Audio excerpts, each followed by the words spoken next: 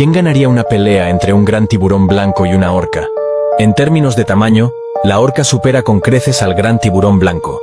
Las orcas pueden llegar a medir más de 9 metros, superando con creces el tamaño del gran tiburón blanco, que rara vez alcanza más de 6 metros. Pero no se deje engañar por el tamaño. Los tiburones blancos son conocidos por sus impresionantes mandíbulas y afilados dientes. Pero las orcas también poseen una dentadura formidable y una inteligencia excepcional. Las orcas tienen una clara ventaja en cuanto a coordinación y estrategia de grupo.